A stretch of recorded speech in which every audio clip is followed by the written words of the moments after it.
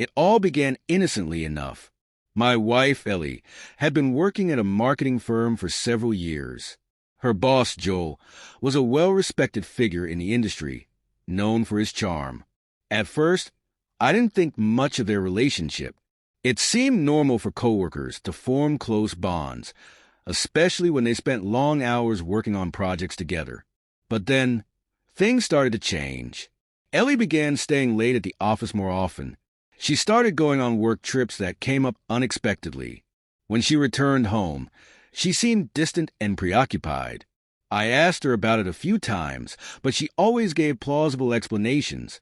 An important project, a demanding client. Wanting to trust her, I pushed my doubts aside. One evening, a close friend of mine, who also worked in the industry, sent me a message. He mentioned that there were rumors going around about Ellie and Joel. At first, I was furious at the suggestion, but the seed of doubt had been planted. I started paying closer attention to Ellie's behavior. Soon, the signs became clear. There were secret phone calls, sudden excuses to step out during dinner, and constant texting. My suspicions were confirmed one fateful day when I accidentally saw a message on Ellie's phone. It was from Joel, and it was obvious that their relationship was more than just professional.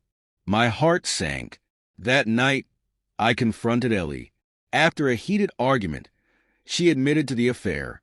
She begged for forgiveness, insisting it was a mistake and that she still loved me.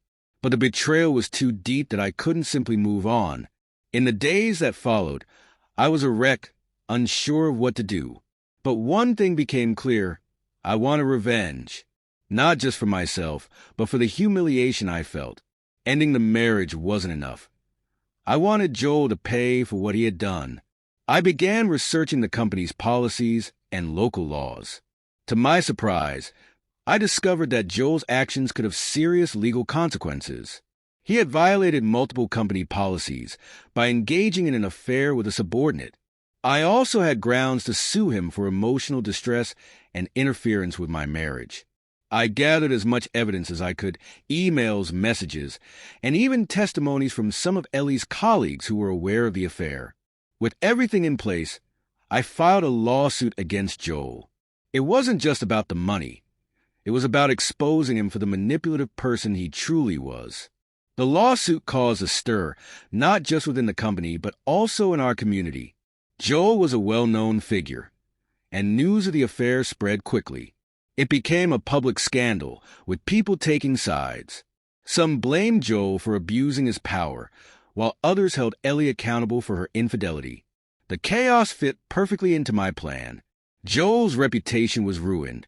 He was forced to resign from his position, and his career took a nosedive. No one in the industry wanted to associate with him anymore. As for Ellie, she was devastated by the public exposure. Our marriage ended, and she moved out shortly afterward.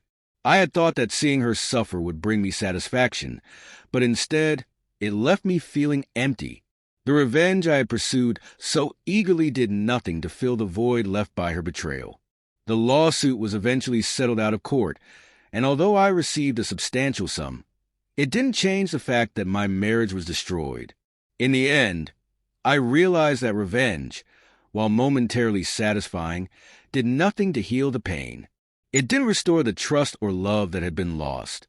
It couldn't erase the memories of what we once had or the future we had envisioned together. It was a hollow victory, one that left me feeling more alone than ever. The story of Ellie and Joel became a cautionary tale, a reminder of how quickly things can fall apart when trust is broken. It was a sad conclusion to what could have been a beautiful life together. But it also taught me a lesson about the futility of revenge and the importance of healing and moving forward, even when it's the hardest thing to do.